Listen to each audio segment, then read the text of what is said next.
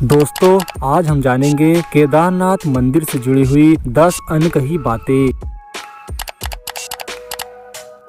केदारनाथ का सबसे बड़ा रोचक तथ्य व रहस्य यहाँ पर स्थित शिवलिंग है। यह शिवलिंग त्रिकोण के आकार का एक बड़ा सा पत्थर है, जिसे भगवान शिव के बैल रूपी अवतार का पीठ वाला भाग माना जाता है। यह शिवलिंग प्राकृतिक है, जो कि धरती में से प्रकट हुआ था। इस शिवलिंग के निर्माण के पीछे महाभारत के समय काल की पांडव व भगवान शिव से जुड़ी हुई कथा प्रचलित है। इसमें महाबली भीम ने शिव जी के बैल रूपी अवतार के पीछे वाला भाग को पकड़ लिया था, जिसके कारण यह भाग वहीं रह गया था और भगवान शिव ने पांडवों को साक्षात दर्शन दिए थे और उन्हें उनके पापों से मुक्ति दिलाई थी। केदारनाथ पंच केदार में से एक होने के साथ साथ 12 ज्योतिर्लिंगों में भी एक है। दरअसल एक समय में नर व नारायण, जो कि भगवान विष्णु के ही अवतार थे, इसी जगह पर भगवान शिव की तपस्या कर रहे थे। उनकी तपस्या से प्रसन्न होकर शिव जी ने उन दोनों को यहीं पर साक्षात दर्शन दिए थे। इसके बाद शिव ने अपने एक रूप को हमेशा इसी स्थल पर ज्योतिर्लिंग के रूप में निवास करने का आशीर्वाद इन दोनों को दिया था, जिसके बाद वह केदारनाथ नामक स्थान पर स्थापित हो गए थे। केदारनाथ मंदिर का निर्माण बड़े बड़े पत्थरों, चट्टानों, शिलाखंडों से किया गया है। इन शिलाखंडों को आपस में जोड़ने के लिए इंटरलॉकिंग तकनीक को अपनाया गया है, जिसमें कहीं भी सीमेंट इत्यादि का प्रयोग नहीं किया गया है। अब इसमें सबसे रोचक व सबसे बड़ा रहस्य यही है कि केदारनाथ स्वयं समुद्र तल से 22,000 फीट की ऊंचाई पर स्थित है। इतनी अधिक ऊंचाई पर इतने विशाल शिलाखंडों को पहुंचाना व फिर उसे एक के ऊपर एक रखकर इंटरलॉकिंग करना किसी मनुष्य के लिए सक्षम नहीं दिखता है। इस मंदिर निर्माण का यह अद्भुत रूप इसे और भी रोचक बना देता है।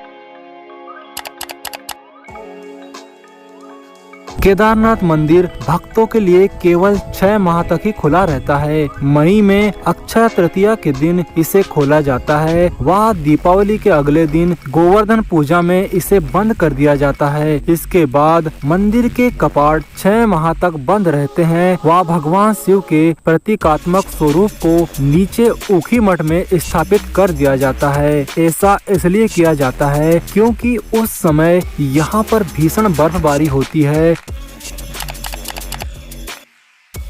केदारनाथ के मुख्य मंदिर में आधा किलोमीटर से भी कम दूरी पर एक मंदिर है, जिसका नाम है श्री भैरवनाथ मंदिर। भैरवनाथ को इस क्षेत्र का क्षेत्रपाल कहा जाता है, जिसके द्वारा केदारनाथ मंदिर व इसके आसपास वाले स्थलों की सुरक्षा की जाती है। जो कोई भी केदारनाथ की यात्रा पर जाता है, इसका इस भैरव मंदिर में दर्शन करना आवश्यक होता है, अन्यथा केदारनाथ की यात्रा पूर्ण नहीं मानी जाती है।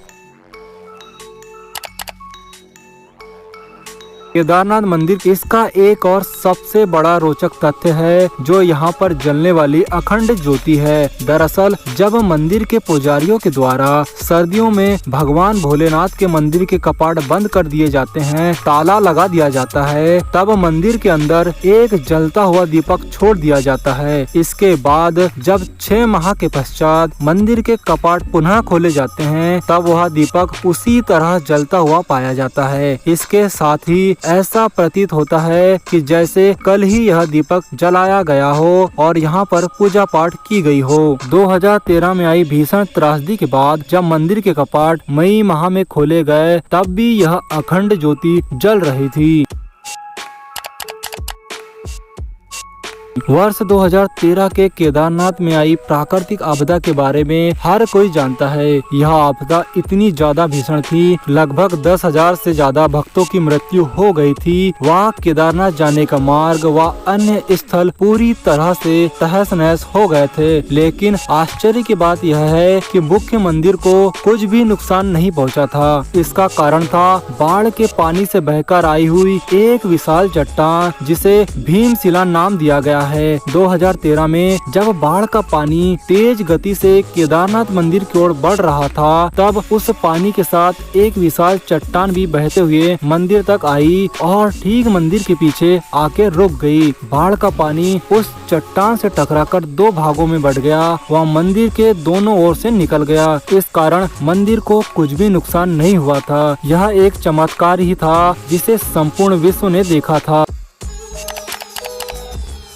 केदारनाथ ने केवल 2013 की प्राकृतिक आपदा ही नहीं झेली थी, बल्कि 400 वर्षों तक यह मंदिर बर्फ में ढका हुआ था। वाडिया इंस्टीट्यूट हिमालय देहरादून के द्वारा एक शोध किया गया, जिसमें बताया गया कि 13वीं शताब्दी से लेकर 17वीं शताब्दी तक इस जगह पर भीषण बर्फबारी हुई थी। उस बर्फबारी में न केवल केदारनाथ मंदिर बल्कि संपूर्ण क्षेत्र बर्फ में दब गया था। तब 400 वर्षों तक केदारनाथ मंदिर पूरी तरह से बर्फ में ढका रहा था। इसके बाद 17वीं शताब्दी में बर्फ हटने के बाद मंदिर पुनः देखने में आया और फिर से यहाँ पे यात्रा शुरू कर दी गई। मंदिर की दीवार में बर्फ के ढके होने के निशान आज तक देखे जा सकते हैं।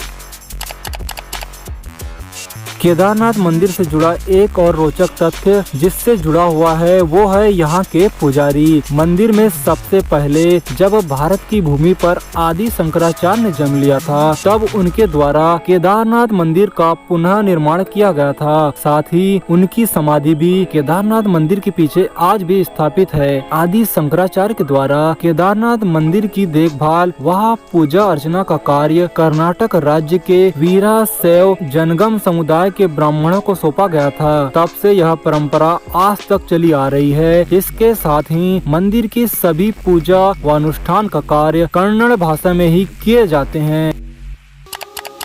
पुराणों में यह भविष्यवाणी की गई है कि भविष्य में केदारनाथ धाम लुप्त हो जाएगा। इसके अनुसार नारायण की शक्ति से पहाड़ का आपस में मिलन होगा। इस क्षेत्र पर स्थित सभी धाम लुप्त हो जाएंगे, जिसमें केदारनाथ व बद्रीनाथ मुख्य धाम हैं। पहाड़ों के आपस में मिलन से इन दोनों धामों के मार्ग लुप्त हो जाएंगे और यह धाम हमेशा हमेशा के लिए रहस्य बनकर रह जाएंगे। इसके बाद एक नया धाम बनेगा जिसे भविष्य बद्री के नाम से जाना जाएगा। तो दोस्तों, ये थे केदारनाथ धाम से जुड़े हुए रोचक तथ्य। अगर आपको वीडियो अच्छी लगी हो तो वीडियो को लाइक, शेयर और चैनल को सब्सक्राइब जरूर करें और कमेंट बॉक्स में हर हर महादेव जय केदारनाथ जरूर लिखें।